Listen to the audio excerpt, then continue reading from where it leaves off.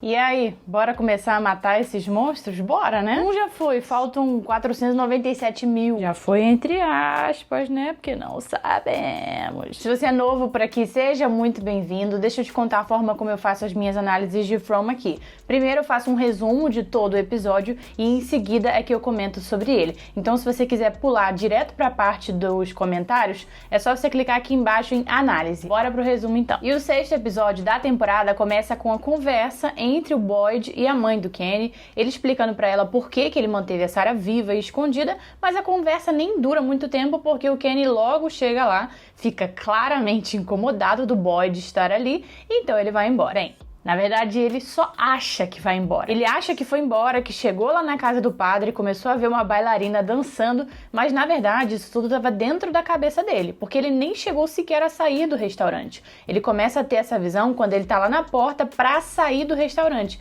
E como ele toma um susto, porque do nada a bailarina mostra que tem um monte de minhoca saindo da boca dela, ele acaba caindo no chão e o Kenny ajuda ele a se levantar e leva ele até a Chrissy, porque ele aparentemente se machucou. No caminho, o Boyd vê a bailarina novamente e ele tenta explicar pro Kenny o que tá acontecendo com ele. Mas o Kenny não acredita, acha que ele deve estar no início de alguma doença. Na clínica, ele também explica tudo pra Chrissy e ela também não acredita nele. E como eles já chegam na clínica ali anoitecendo, eles são obrigados a ficar lá a noite toda. Enquanto tudo isso acontecia, a dona iniciava o plano pra racionar a comida, já que agora tem mais gente na cidade pra comer e eles não estão com comida o suficiente pra muito tempo. Então eles levam toda a comida pra casa da mãe do Kenny e começam a racionar. Gente, eu falo mãe do Kenny porque em vários momentos eu esqueço o nome dela. É falado tão pouco o nome dela na série que eu esqueço. A Fátima e o Ellis ficam na casa da colônia cuidando de tudo, mas as pessoas começam a notar a ausência da comida. Um cara em específico, que eu não sei o nome também, começa a ficar muito nervoso por causa disso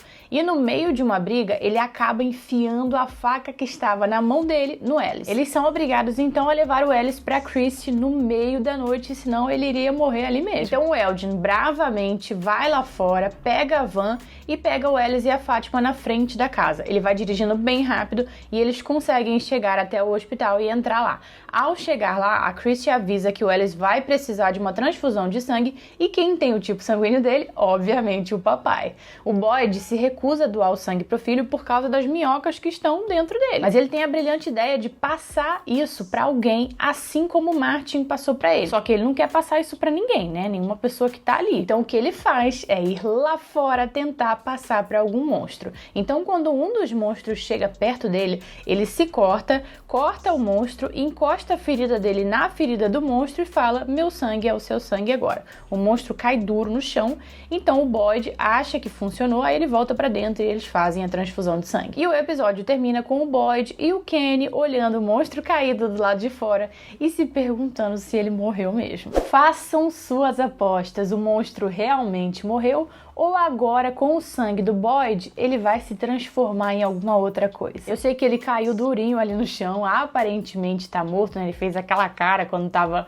morrendo, super estranha, ficou mó tempão parado lá no chão. No teaser do próximo episódio, inclusive, mostra ele ainda deitado lá no chão, então aparentemente ele morreu, mas a gente não tem como dar certeza disso. Ele pode sim estar em transição para alguma outra coisa e se bobear alguma coisa pior até. Talvez uma criatura mais forte. E eu trouxe aqui alguns argumentos que casam com essas duas teorias, de que ele morreu e de que ele está se transformando em algo mais forte. Primeiro, por que o monstro pode sim ter morrido? Esse episódio confirmou pra gente que agora que o Boyd tem isso no sangue, ele realmente está imune aos monstros. Ele foi lá fora, ficou no meio de vários, eles queriam aparentemente chegar ali perto dele, ficaram todos rodeando ele, mas nenhum encostou a mão nele. Então se o que tem no sangue dele é o que torna ele imune aos monstros, pode ser que aquilo ali é o que faça mal ao monstro, seja prejudicar de alguma forma ou até matar. E é por isso que o monstro tem aquele instinto de se manter longe, não encostar nele. Então se o que tá no sangue do Boyd é algo que faz mal ao monstro, ou ele morreu ou ele tá ali super fraco. Ponto. Agora, por que o monstro pode não ter morrido e sim estar em processo de transformação para algo mais forte? O monstro, ao não atacar o Boyd, ele faz isso sem saber o motivo pelo qual ele não tá atacando. Ele simplesmente tem aquele instinto de não encostar nele. Se essas minhocas que estão no sangue do Boyd, elas são uma espécie de poder,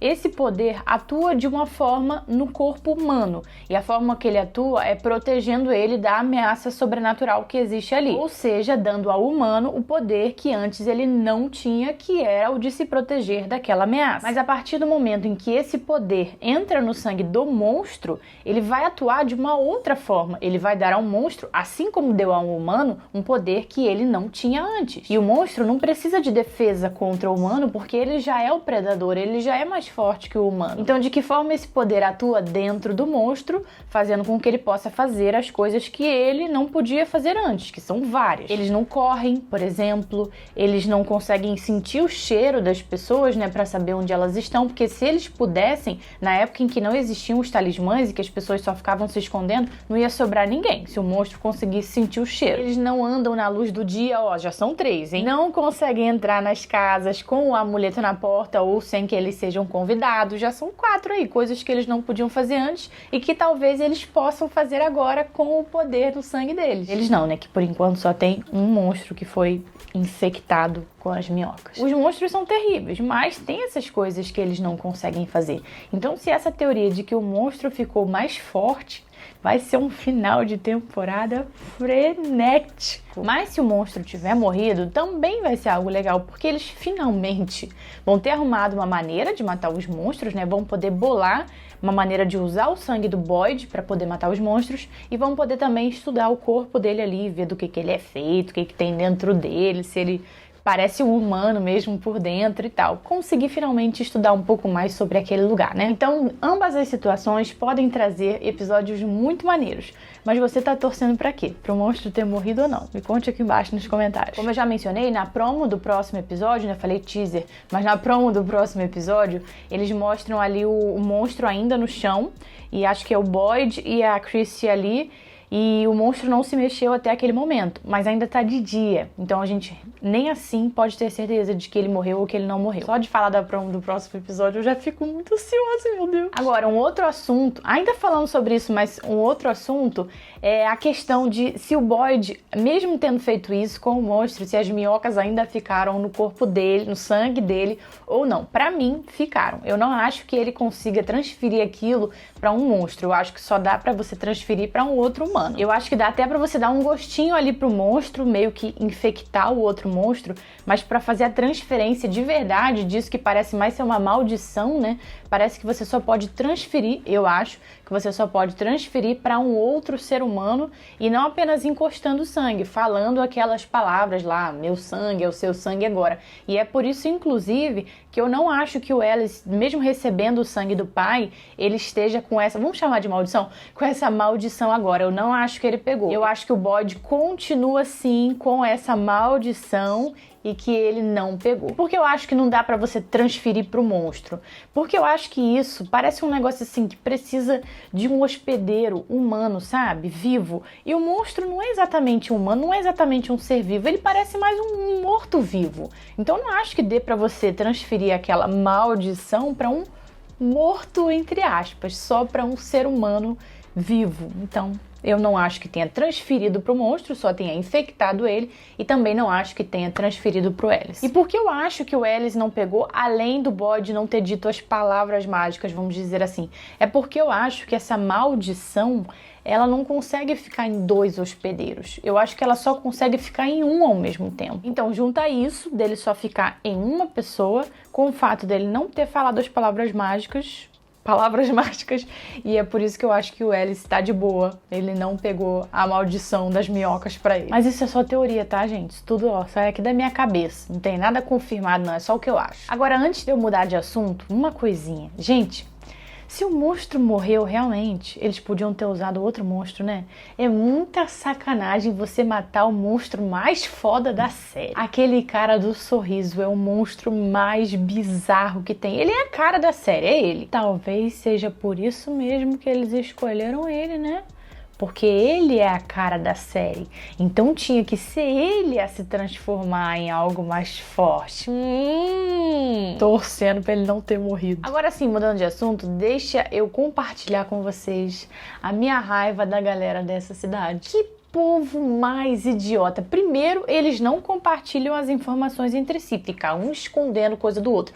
Um descobre uma coisa, não compartilha com os outros, outro descobre outra coisa, não compartilha. Quando eles estão todos no mesmo barco ali, se eles compartilhassem as informações, todas as informações entre si, era capaz deles já terem até desvendado o que está acontecendo ali, mas não. Fica um escondendo coisa do outro. Começa por aí, eu já acho eles idiotas por causa disso. Aí agora, quando o Boyd finalmente dá o exemplo e começa a contar as coisas que aconteceram com ele para os outros, ninguém acredita nele. A vontade de dar um pescotapa neles e falar: vocês já viram o lugar em que vocês estão? Vocês estão em um lugar sem saída, onde a energia vem do nada e onde tem monstros que matam vocês à noite. Se alguém disser que o coelhinho da Páscoa apareceu e deixou ovo para todo mundo, vocês têm que acreditar. Deu um ódio de ver a Christie e o Kenny duvidando do Boyd, achando que ele estava com o princípio de alguma doença mental,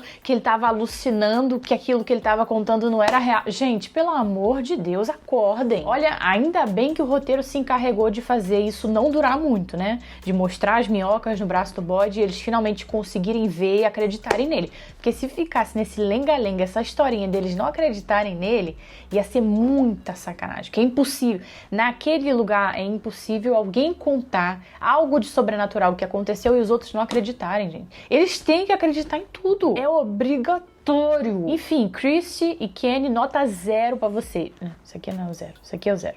Nota 0 pra vocês. Mas teve uma pessoa que ganhou a nota 10, que foi o Elgin. Elgin, meu filho, você merece Tocantins inteiro, porque essa frieza que você teve pra ajudar o Ellis e levar ele pro hospital não é brincadeira, não. Ele simplesmente tomou a decisão de ir lá fora buscar a van, mesmo sabendo que tinha monstro lá fora, porque ele já tinha sido avisado. Algum cara que olhou na janela e falou: tem um monstro a não sei quantos metros daqui. Mesmo assim, ele foi lá fora, pegou a van, mesmo os monstros se aproximando, levou a van pra frente da casa, abriu a porta da van ainda, deixou eles lá dentro, voltou, entrou na van, fechou a porta, foi e levou eles pro hospital. O cara fez isso com uma frieza. Eu tô falando frieza, mas o que eu quero dizer assim, com uma calma, sabe? Ele não se exaltou em nenhum momento, ele não ficou nervoso, ele não ficou com medo. Ele podia, por dentro, tá se tremendo de medo, mas em momento algum ele deixou isso transparecer. Que menino foda!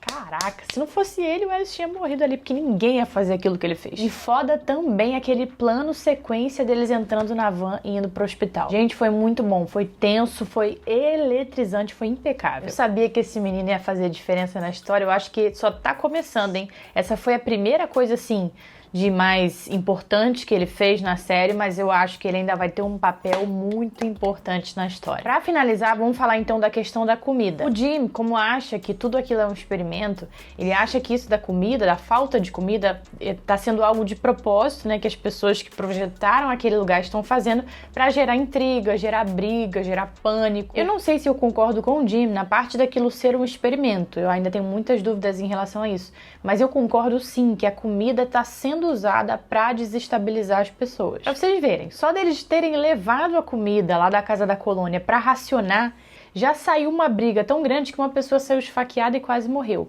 Imagina quando todo mundo souber que eles têm menos de um mês de comida. Tá com cara de que um monte de gente vai morrer nos próximos episódios. E não é morrer de fome não, é morrer brigando mesmo. Sendo sobrenatural ou sendo um experimento, aquele lugar parece que usa todas as armas que ele tem pra desestabilizar as pessoas que estão ali. Coloca monstros, coloca as pessoas tendo visões, coloca coisas que não fazem sentido, tipo eletricidade, pra deixar as pessoas malucas. Pra mim, a comida é só mais uma dessas coisas. A comida está faltando agora. Começando a faltar, né? Que ainda tem. Parece muito que a intenção daquele lugar é realmente não deixar ninguém sair dali vivo. Se aquilo é um experimento, uma prova, algo do tipo, o negócio difícil, hein? Aquilo ali é nível hard brabo. Pois bem, eu curti bastante o episódio. Eu acho que daqui pro final da temporada vai ser uma escadinha de eletrizante mesmo. Eu acho que vai ser um episódio mais tenso do que o outro. Mal posso esperar. Se você ainda não é inscrito aqui no canal, não esquece de se inscrever, porque toda quarta-feira tem análise de From por aqui. E se você ainda não viu as duas últimas, vou deixar aqui ao lado, tá bom? Beijinhos e até a próxima.